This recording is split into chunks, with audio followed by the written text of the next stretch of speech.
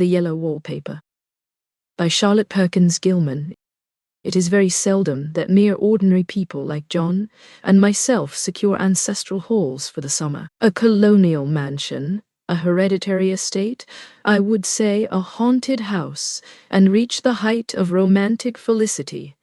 But that would be asking too much of fate. Still, I will proudly declare that there is something queer about it. Else, why should it be let so cheaply? And why have stood so long untenanted? John laughs at me, of course, but one expects that in marriage. John is practical in the extreme. He has no patience with faith, an intense horror of superstition, and he scoffs openly at any talk of things not to be felt and seen and put down in figures. John is a physician, and perhaps, I would not say it to a living soul, of course, but this is dead paper and a great relief to my mind.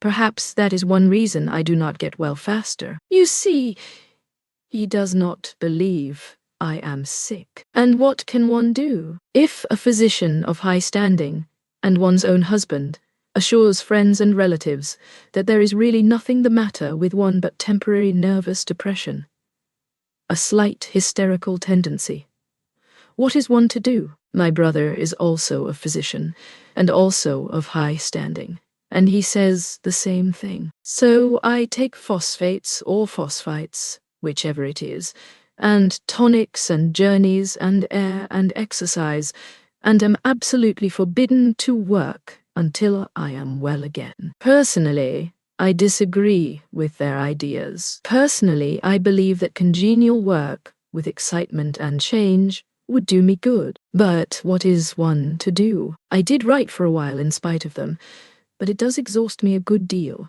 having to be so sly about it, or else meet with heavy opposition.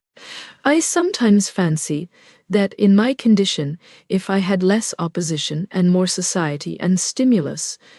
But John says the very worst thing I can do is to think about my condition, and I confess it always makes me feel bad. So I will let it alone and talk about the house. The most beautiful place. It is quite alone, standing well back from the road, quite 3 miles from the village. It makes me think of English places that you read about, for there are hedges and walls and gates that lock, and lots of separate little houses for the gardeners and people. There is a delicious garden. I never saw such a garden, large and shady, full of box-bordered paths, and lined with long grape-covered arbors with seats under them. There were greenhouses too, but they are all broken now. There was some legal trouble, I believe, something about the heirs and co-heirs. Anyhow, the place has been empty for years. That spoils my ghostliness, I am afraid, but I don't care. There is something strange about the house. I can feel it. I even said so to John one moonlight evening, but he said what I felt was a draught and shut the window. I get unreasonably angry with John sometimes. I'm sure I never used to be so sensitive. I think it is due to this nervous condition. But John says if I feel so, I shall neglect proper self-control. So I take pains to control myself. Before him, at least, and that makes me very tired. I don't like our room a bit. I wanted one downstairs that opened on the piazza, and had roses all over the window, and such pretty old-fashioned chintz hangings, but John would not hear of it. He said there was only one window and not room for 2 beds, and no near room for him if he took another. He is very careful and loving, and hardly lets me stir without special direction. I have a scheduled prescription for each hour in the day. He takes all care from me, and so I feel basely ungrateful not to value it more. He said we came here solely on my account, that I was to have perfect rest and all the air I could get. Your exercise depends on your strength, my dear, said he, and your food somewhat on your appetite. But air you can absorb all the time. So we took the nursery at the top of the house. It is a big, airy room, the whole floor nearly, with windows that look all ways, and air and sunshine galore. It was nursery first, and then playground and gymnasium, I should judge. for the windows are barred for little children, and there are rings and things in the walls. The paint and paper look as if a boys' school had used it. It is stripped off, the paper, in great patches all around the head of my bed, about as far as I can reach, and in a great place on the other side of the room, low down. I never saw a worse paper in my life, one of those sprawling flamboyant patterns committing every artistic sin. It is dull enough to confuse the eye in following, pronounced enough to constantly irritate and provoke study. And when you follow the lame, uncertain curves for a little distance, they suddenly commit suicide, plunge off at outrageous angles, destroy themselves in unheard-of contradictions. The color is repellent, almost revolting, a smoldering, unclean yellow, strangely faded by the slow-turning sunlight. It is a dull yet lurid orange in some places, a sickly sulphur tint in others. No wonder the children hated it. I should hate it myself if I had to live in this room long. There comes John, and I must put this away. He hates to have me write a word. We have been here 2 weeks, and I haven't felt like writing before since that first day. I am sitting by the window now, up in this atrocious nursery, and there is nothing to hinder my writing as much as I please, save lack of strength. John is away all day, and even some nights when his cases are serious. I am glad my case is not serious, but these nervous troubles are dreadfully depressing. John does not know how much I really suffer. He knows there is no reason to suffer, and that satisfies him. Of course, it is only nervousness. It does weigh on me so not to do my duty in any way. I meant to be such a help to John, such a real rest and comfort, and here I am a comparative burden already. Nobody would believe what an effort it is to do what little I am able, to dress and entertain and order things. It is fortunate Mary is so good with the baby. Such a dear baby. And yet I cannot be with him. It makes me so nervous. I suppose John never was nervous in his life. He laughs at me so about this wallpaper. At first he meant to repaper the room, but afterwards he said that I was letting it get the better of me, and that nothing was worse for a nervous patient than to give way to such fancies. He said that after the wallpaper was changed, it would be the heavy bedstead, and then the barred windows, and then that gate at the head of the stairs, and so on. You know the place is doing you good, he said. And really, dear, I don't care to renovate the house just for a 3 months' rental. Then do let us go downstairs, I said. There are such pretty rooms there. Then he took me in his arms and called me a blessed little goose, and said he would go down cellar if I wished, and have it whitewashed into the bargain. But he is right enough about the beds and windows and things. It is as airy and comfortable a room as anyone need wish, and of course I would not be so silly as to make him uncomfortable just for a whim. I'm really getting quite fond of the big room, all but that horrid paper. Out of one window I can see the garden. Those mysterious, deep-shaded arbors, the riotous old-fashioned flowers and bushes and gnarly trees. Out of another, I get a lovely view of the bay and a little private wharf belonging to the estate. There is a beautiful shaded lane that runs down there from the house. I always fancy I see people walking in these numerous paths and arbors, but John has cautioned me not to give way to fancy in the least. He says that with my imaginative power and habit of story-making, a nervous weakness like mine is sure to lead to all manner of excited fancies, and that I ought to use my will and good sense to check the tendency. So I try. I think sometimes that if I were only well enough to write a little, it would relieve the press of ideas and rest me. But I find I get pretty tired when I try. It is so discouraging not to have any advice and companionship about my work. When I get really well, John says, we will ask Cousin Henry and Julia down for a long visit. But he says he would as soon put fireworks in my pillowcase as to let me have those stimulating people about now.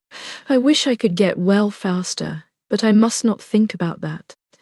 This paper looks to me as if it knew what a vicious influence it had, There is a recurrent spot where the pattern lolls like a broken neck, and two bulbous eyes stare at you upside down. I get positively angry with the impertinence of it and the everlastingness. Up and down and sideways they crawl, and those absurd, unblinking eyes are everywhere. There is one place where two breadths didn't match, and the eyes go all up and down the line, one a little higher than the other.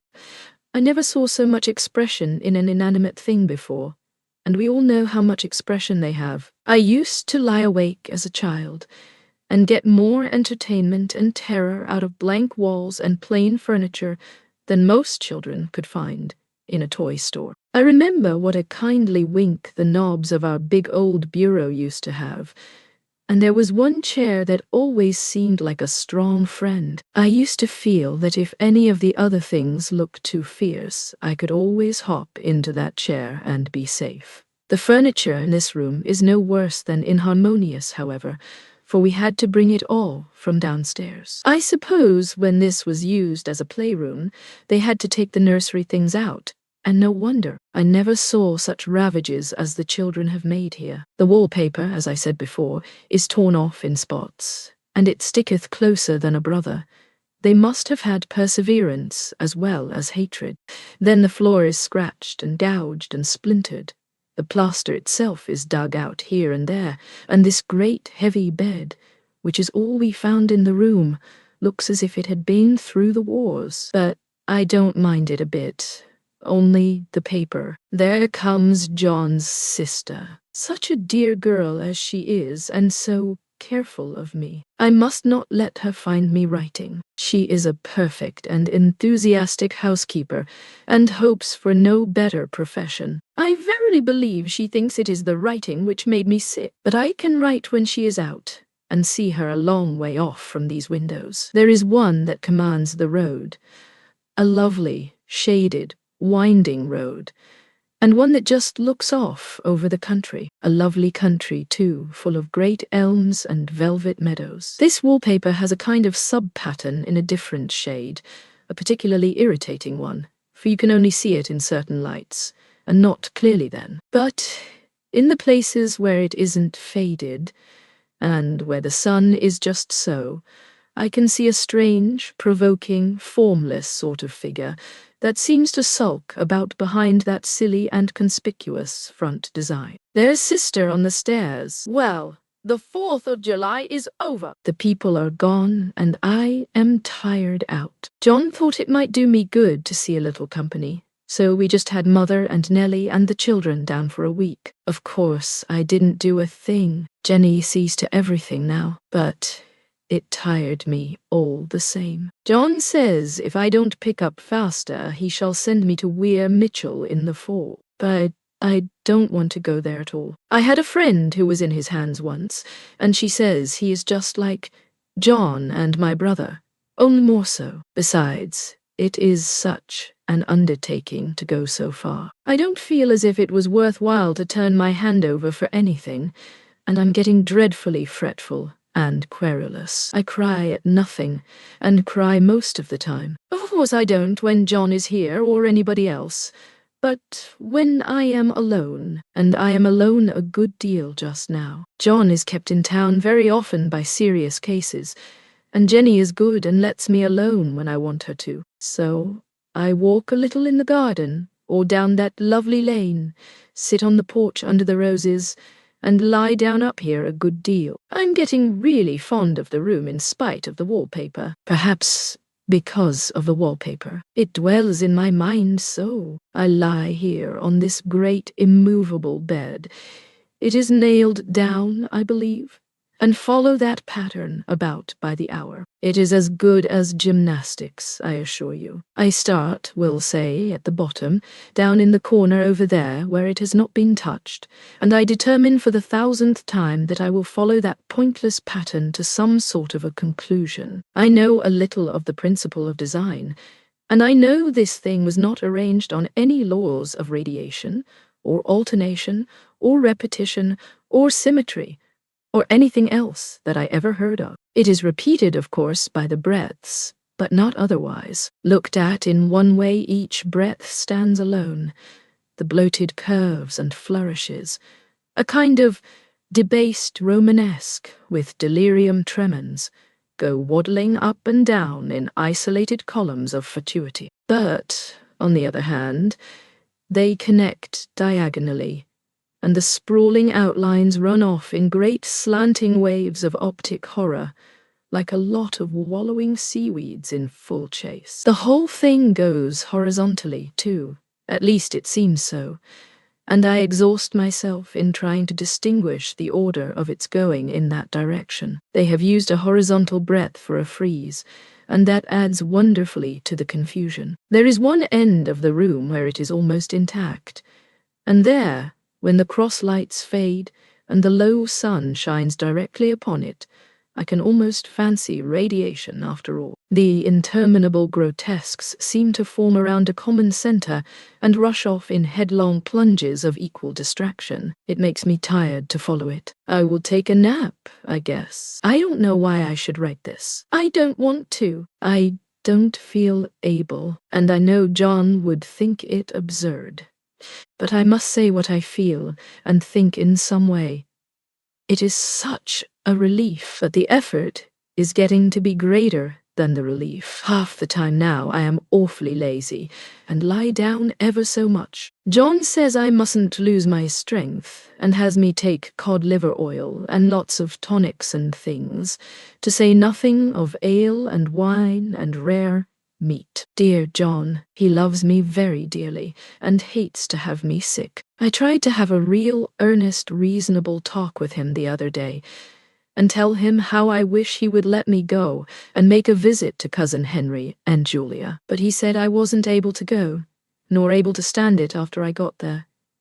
And I did not make out a very good case for myself, for I was crying before I had finished. It is getting to be a great effort for me to think straight. Just this nervous weakness, I suppose. And dear John gathered me up in his arms and just carried me upstairs and laid me on the bed and sat by me and read to me till it tired my head. He said I was his darling and his comfort and all he had, and that I must take care of myself for his sake and keep well. He says no one but myself can help me out of it, that I must use my will and self-control and not let any silly fancies run away with me. There's one comfort. The baby is well and happy, and does not have to occupy this nursery with the horrid wallpaper. If we had not used it, that blessed child would have. What a fortunate escape. Why, I wouldn't have a child of mine, an impressionable little thing, live in such a room for worlds. I never thought of it before, but it is lucky that John kept me here after all. I can stand it so much easier than a baby, you see. Of course I never mention it to them anymore. I am too wise. But I keep watch of it all the same. There are things in that paper that nobody knows but me, or ever will. Behind that outside pattern the dim shapes get clearer every day. It is always the same shape, only very numerous, and it is like a woman stooping down and creeping about behind that pattern. I don't like it a bit. I wonder, I begin to think, I wish John would take me away from here. It is so hard to talk with John about my case, because he is so wise, and because he loves me so. But I tried it last night. It was moonlight. The moon shines in all around, just as the sun does. I hate to see it sometimes. It creeps so slowly, and always comes in by one window or another. John was asleep, and I hated to waken him, so I kept still and watched the moonlight on that undulating wallpaper till I felt creepy. The faint figure behind seemed to shake the pattern, just as if she wanted to get out. I got up softly and went to feel and see if the paper did move. And when I came back, John was awake. "What is it, little girl?" he said. "Don't go walking about like that. You'll get cold." I thought it was a good time to talk, so I told him that I really was not gaining here, and that I wished he would take me away. "Why, darling," said he, "our release will be up in 3 weeks, and I can't see how to leave before. The repairs are not done at home, and I cannot possibly leave town just now. Of course, if you were in any danger, I could and would, but you really are better, dear, whether you can see it or not. I am a doctor, dear, and I know you are gaining flesh and color. Your appetite is better. I feel really much easier about you. I don't weigh a bit more, said I, nor as much, and my appetite may be better in the evening when you are here, but it is worse in the morning when you are away. Bless her little heart, said he with a big hug. She shall be as sick as she pleases. But now let's improve the shining hours by going to sleep and talk about it in the morning. And you won't go away? I asked gloomily. Why, how can I, dear? It is only 3 weeks more, and then we will take a nice little trip of a few days while Jenny is getting the house ready. Really, dear, you are better. Better in body, perhaps, I began, and stopped short, for he sat up straight and looked at me with such a stern, reproachful look that I could not say another word. My darling, said he, I beg of you, for my sake, and for our child's sake, as well as for your own, that you will never for one instant let that idea enter your mind. There is nothing so dangerous, so fascinating to a temperament like yours. It is a false and foolish fancy. Can you not trust me as a physician when I tell you so? So, of course, I said no more on that score, and we went to sleep before long. He thought I was asleep first, but I wasn't. I lay there for hours trying to decide whether that front pattern and the back pattern really did move together or separately. On a pattern like this, by daylight, there is a lack of sequence, a defiance of law, that is a constant irritant to a normal mind. The color is hideous enough, and unreliable enough, and infuriating enough, but the pattern is torturing. You think you have mastered it, but just as you get well underway in following, it turns a back somersault, and there you are. It slaps you in the face, knocks you down, and tramples upon you. It is like a bad dream. The outside pattern is a florid arabesque, reminding one of a fungus. If you can imagine a toadstool in joints, an interminable string of toadstools, budding and sprouting in endless convolutions, why, that is something like it. That is, sometimes. There is one marked peculiarity about this paper, a thing nobody seems to notice but myself, and that is that it changes as the light changes. When the sun shoots in through the east window, I always watch for that first long straight ray. It changes so quickly that I never can quite believe it. That is why I watch it always, by moonlight. The moon shines in all night when there is a moon.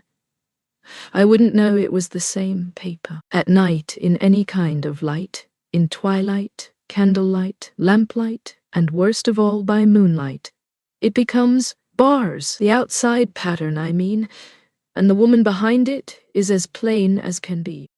I didn't realize for a long time what the thing was that showed behind, that dim sub-pattern, but now I am quite sure it is a woman. By daylight, she is subdued, quiet. I fancy it is the pattern that keeps her so still. It is so puzzling. It keeps me quiet by the hour. I lie down ever so much now. John says it is good for me, and to sleep all I can. Indeed, he started the habit by making me lie down for an hour after each meal. It is a very bad habit, I am convinced, for, you see, I don't sleep, and that cultivates deceit, for I don't tell them I'm awake. Oh, no! The fact is, I am getting a little afraid of John. He seems very queer sometimes, and even Jenny has an inexplicable look. It strikes me occasionally, just as a scientific hypothesis, that perhaps it is the paper. I have watched John when he did not know I was looking, and come into the room suddenly on the most innocent excuses, and I've caught him several times looking at the paper, and Jenny too. I caught Jenny with her hand on it once. She didn't know I was in the room, and when I asked her in a very quiet voice, with the most restrained manner possible, what she was doing with the paper, she turned around as if she had been caught stealing, and looked quite angry. asked me why I should frighten her so. Then she said that the paper stained everything it touched, that she had found yellow smooches on all my clothes and John's, and she wished we would be more careful. Did not that sound innocent? But I know she was studying that pattern, and I am determined that nobody shall find it out but myself. Life is very much more exciting now than it used to be. You see, I have something more to expect, to look forward to watch. I really do eat better, and am more quiet than I was. John is so pleased to see me improve. He laughed a little the other day, and said I seemed to be flourishing in spite of my wallpaper. I turned it off with a laugh. I had no intention of telling him it was because of the wallpaper. He would make fun of me. He might even want to take me away. I don't want to leave now until I have found it out. There is a week more, and I think that will be enough. I'm feeling ever so much better. I don't sleep much at night, for it is so interesting to watch developments. But I sleep a good deal in the daytime. In the daytime it is tiresome and perplexing. There are always new shoots on the fungus, and new shades of yellow all over it. I cannot keep count of them, though I have tried conscientiously. It is the strangest yellow, that wallpaper. It makes me think of all the yellow things I ever saw. Not beautiful ones like buttercups, but old foul, bad yellow things. But there is something else about that paper. The smell! I noticed it the moment we came into the room, but with so much air and sun it was not bad. Now we have had a week of fog and rain, and whether the windows are open or not, the smell is here. It creeps all over the house. I find it hovering in the dining room, skulking in the parlor, hiding in the hall, lying in wait for me on the stairs. It gets into my hair. Even when I go to ride, if I turn my head suddenly and surprise it, there is that smell. Such a peculiar odor, too. I have spent hours in trying to analyze it, to find what it smelled like. It is not bad at first, and very gentle, but quite the subtlest, most enduring odor I ever met. In this damp weather it is awful. I wake up in the night and find it hanging over me. It used to disturb me at first. I thought seriously of burning the house to reach the smell. But now I am used to it. The only thing I can think of that it is like is the color of the paper, a yellow smell. There is a very funny mark on this wall, low down near the mopboard, a streak that runs round the room. It goes behind every piece of furniture, except the bed, a long, straight, even smooch, as if it had been rubbed over and over. I wonder how it was done, and who did it, and what they did it for. Round and round and round, round and round and round. It makes me dizzy. I really have discovered something at last, through watching so much at night. When it changes so, I have finally found out. The front pattern does move, and no wonder. The woman behind shakes it. Sometimes I think there are a great many women behind, and sometimes only one, and she crawls around fast, and her crawling shakes it all over. Then in the very bright spots she keeps still, and in the very shady spots she just takes hold of the bars and shakes them hard. And she is all the time trying to climb through. But nobody could climb through that pattern. It strangles so. I think that is why it has so many heads. They get through, and then the pattern strangles them off and turns them upside down and makes their eyes white. If those heads were covered or taken off, it would not be half so bad. I think that woman gets out in the daytime, and I'll tell you why.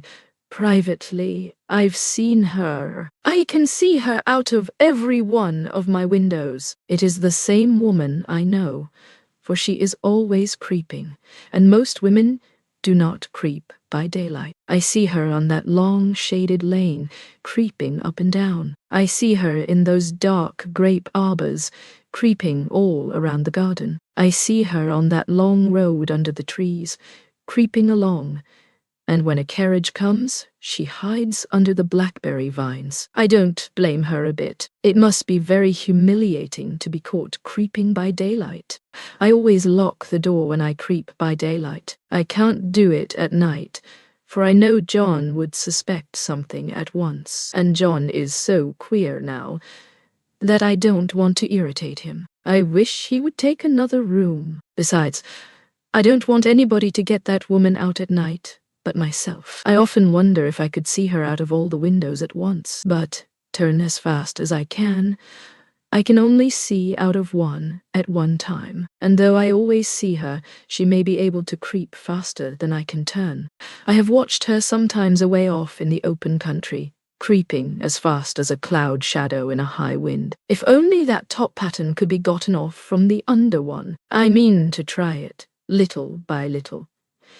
I have found out another funny thing, but I shan't tell it this time. It does not do to trust people too much. There are only 2 more days to get this paper off, and I believe John is beginning to notice. I don't like the look in his eyes, and I heard him ask Jenny a lot of professional questions about me. She had a very good report to give. She said I slept a good deal in the daytime.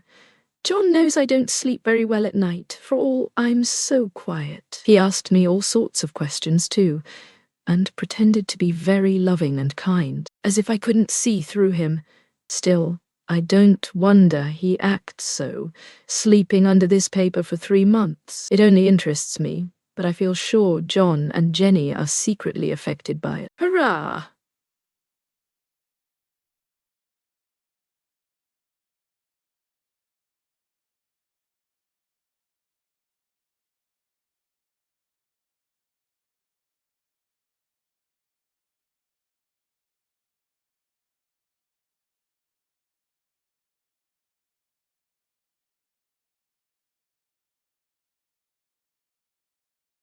This is the last day, but it is enough. John is to stay in town overnight, and won't be out until this evening. Jenny wanted to sleep with me.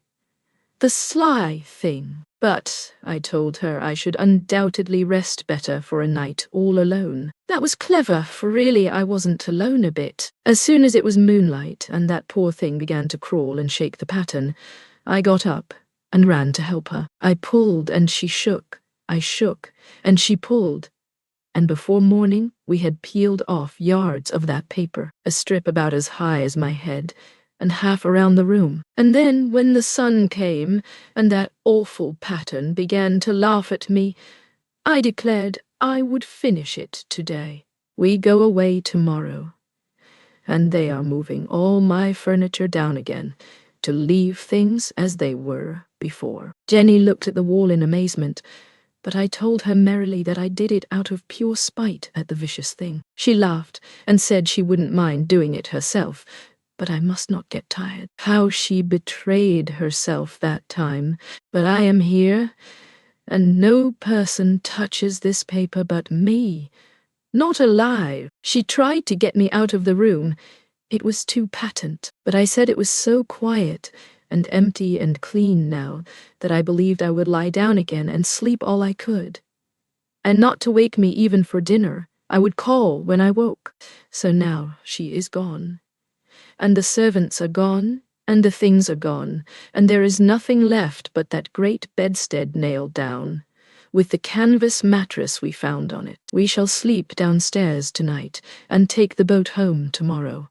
I quite enjoy the room. Now it is bare again. How those children did tear about here. This bedstead is fairly gnawed, but I must get to work. I have locked the door and thrown the key down into the front path. I don't want to go out, and I don't want to have anybody come in till John comes. I want to astonish him. I've got a rope up here that even Jenny did not find. If that woman does get out and tries to get away, I can tie her. But I forgot I could not reach far without anything to stand on. This bed will not move. I tried to lift and push it until I was lame, and then I got so angry I bit off a little piece at one corner, but it hurt my teeth. Then I peeled off all the paper I could reach, standing on the floor. It sticks horribly, and the pattern just enjoys it. All those strangled heads and bulbous eyes and waddling fungus growths just shriek with derision. I am getting angry enough to do something desperate. To jump out of the window would be admirable exercise, but the bars are too strong even to try. Besides, I wouldn't do it. Of course not. I know well enough that a step like that is improper and might be misconstrued. I don't like to look out of the windows even. There are so many of those creeping women, and they creep so fast. I wonder if they all come out of that wallpaper as I did. But I am securely fastened now by my well-hidden rope. You don't get me out in the road there. I suppose I shall have to get back behind the pattern when it comes night. And that is hard. It is so pleasant to be out in this great room and creep around as I please. I don't want to go outside. I won't, even if Jenny asks me to. For outside you have to creep on the ground, and everything is green instead of yellow. But here I can creep smoothly on the floor, and my shoulder just fits in that long smooch around the wall, so I cannot lose my way. Why, there's John at the door. It is no use, young man. You can't open it. How he does call and pound. Now he's crying for an axe. It would be a shame to break down that beautiful door. John, dear, said I in the gentlest voice, the key is down by the front steps, under a plantain leaf. That silenced him for a few moments. Then he said, very quietly indeed, "Open the door, my darling." "I can't," said I. "The key is down by the front door under a plantain leaf." And then I said it again several times, very gently and slowly, and said it so often that he had to go and see, and he got it, of course, and came in. He stopped short by the door. "What is the matter?" he cried. "For God's sake, what are you doing?" I kept on creeping just the same, but I looked at him over my shoulder. "I've got out at last," said I, "in spite of you and Jane, and I've pulled off most of the paper so you can't put me back. Now why should that man have fainted? But he did, and right across my path by the wall, so that I had to creep over him every time.